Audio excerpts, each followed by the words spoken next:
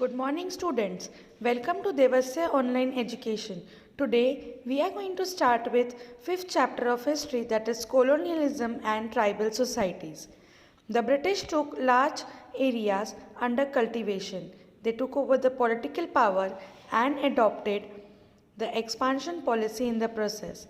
They encroached upon the natural habitat of the tribals, which distributed the tribals and resulted in widespread revolt. The lands of the tribals were used for cultivating cash crops such as indigo, jute, and poppy. So, basically, in this chapter, we are going to learn about how the British took over the land. मतलब जो ज़मीनें थी लोगों की उन्होंने उसको किस तरीके से ले लिया और उस ज़मीनों के ऊपर they started growing cash crops like indigo, jute, and poppy. And when the land was taken from the tribals, this resulted in the revolt between the Britishers and the tribals. Next, who were the tribals? The tribals or the Adivasis are the group of people united by a common name and language. Mostly they live isolated from the society and shared a common territory and culture. तो अब who are the tribals? Basically tribals और आदिवासीज एक ऐसा group होता है लोगों का जो सोसाइटी से दूर रहता है मतलब they are not likely to share with us, they do not share their thoughts and opinions with us, and they basically live a simple and a common life, staying away from the society. India is homeland for a lot of tribes such as Khans, Khasis, and Santals. The tribal lives in forests and hills, and the landless tribals were forced to become laborers at a very low wage. So India is basically a home for a lot of tribes such as Khans, Khasis, and Santals, and these tribal people are living in the hilly areas, forest and the forest areas, and those who are landless means जिनकी खुद की ज़मीन नहीं है, they are working as a laborer at a very low wage. Here the word wage means जहाँ पर उन्हें per day जो मजदूरी मिलती, that is called as wage. The tribals were further exploited by money lenders who forced them to work as coolies in mines and factories.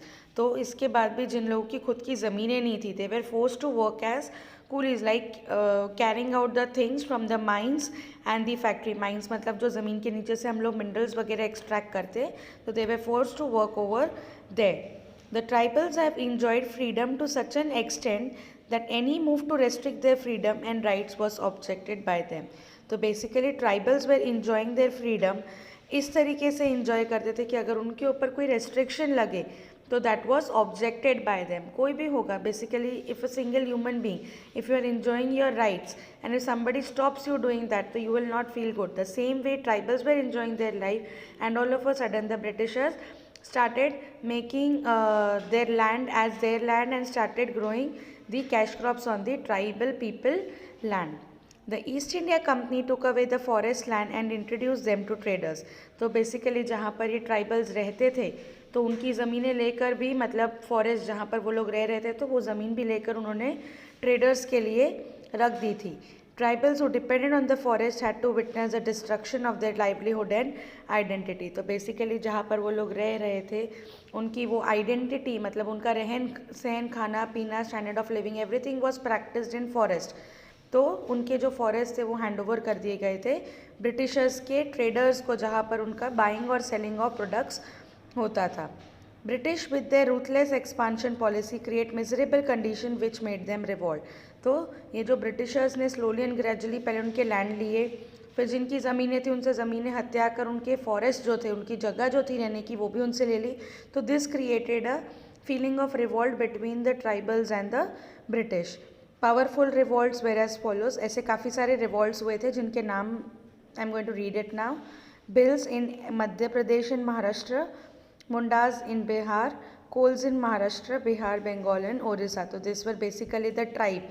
ये जो भी मैंने नाम पढ़े, बिल्स हो गए, मुंडाज हो गए और कोल्स हो गए, ये सारे उस ट्राइब्स के नाम हैं.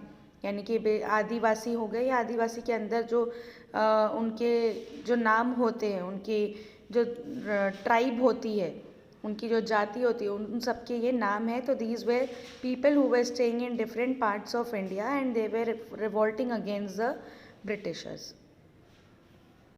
Gonds and Khans in Orissa, Mios in Rajasthan, Khasis in Meghalaya, Santals in Bihar and Bengal. Discontentment made of this tribal revolt against the British were very soon. Next is sources of information. It was a challenge for historians to study and gather information about the tribals since they lead an isolated life. तो basically ये जो हमारे archaeologist हैं इनके लिए एक बहुत बड़ा चैलेंज था कि ये जो ट्राइबल पीपल हैं जो हम लोगों से दूर रहते हैं उनके बारे में इंफॉर्मेशन गैदर करना was very difficult. Many books make a passing reference to them. Folklore and ballads heard over generation are the most important sources. तो जो पुराने ज़माने के गीत होते हैं, जो इनके फोक सॉन्ग्स होते हैं और इनका जो डांस फॉर्म्स होता है, they were basically a very important part of source of information from that कि these are the people who are staying away from the society. And the official documents, that is petitions of tribals, records of administrative proceedings and reports of judgment of inquiry commission, newspapers, biographies of those times give us information about the tribal life. Petition means small complaints, record of administrative proceedings, how they were working at that time when there was no exchange of money. Then report of judgment of inquiry commission, what was the judgment taken by the inquiry commission at that time. Newspapers and biographies were giving us information about the life of the tribals. Next is the Santhal rebellion. Sultans from Biribram, that is Bankura, Hazaribagh and Rohtas settled in erstwhile Bihar, which is now Jharkhand. तो ये जो नाम थे संथल्स, ये ऐसा tribe था जो अभी रिसेंटली जिसे हम लोग झारखंड बोलते हैं वो वहाँ पर सेटल थे. These people were associated with their land and forest both culturally and religiously. तो ये लोग बेसिकली अपने ज़मीन से और फॉरेस्ट से बहुत ज़्यादा रिलेटेड थे. बहुत कल्चरली, मतलब उनके जो भी रीति रिवाज और कल्चर थे वो फॉरेस्ट और उनकी ज़मीनों पर होते थे. एंड रिलीजियसली, मतलब पूजा पाठ वगैरह भी सब उनकी ज़मीन और उनकी फॉरेस्ट में ही होता था. Permanent settlement act which we have done in earlier chapter was introduced in 1793, deprived the Santhals of their ownership of land and they were forced to pay revenue to the British. उनकी खुद की ज़मीनों के ऊपर भी उन्हें Britishers को tax पे करना पड़ता था. This rigid revenue assessment made the zamindars take control of the land and the Santhals were even imprisoned when they failed to pay the revenue. तो ये rigid means whatever is the condition, whatever is the situation, rules will not be changed. मतलब अगर for example बारिश वगैरह नहीं हुई, crop की cultivation नहीं हुई, तो जो रूल्स है वो रूल्स ही रहेंगे. पैसे नहीं है तो भी टैक्स भरना है. और ये चीज़ का सबसे ज़्यादा फ़ायदा उठाया था ज़मींदार ने. अगर वो टैक्स नहीं पे कर पा रहे हैं तो ज़मींदार वो लैंड को ले लेते थे और उसके ऊपर अगर जो भी ट्राइबल सोसाइटी होती थी अगर वो टैक्स नहीं भर पाए तो उनको जेल में भी डाल दिया जाता था. The Christian interfered in the life of the tribal which added to their misery. उसके बाद ब्रिटिशर्स तो परेशान कर ही रहे थे. उसके बाद the next people who made them at the misery level, मतलब बहुत बुरी हालत में करने वाले जो जिम्मेदार थे, that were the Christian people. Santhals opposed the activities of the moneylenders, zamindars and the Christian missionaries which finally led to Santhal rebellion of 1855.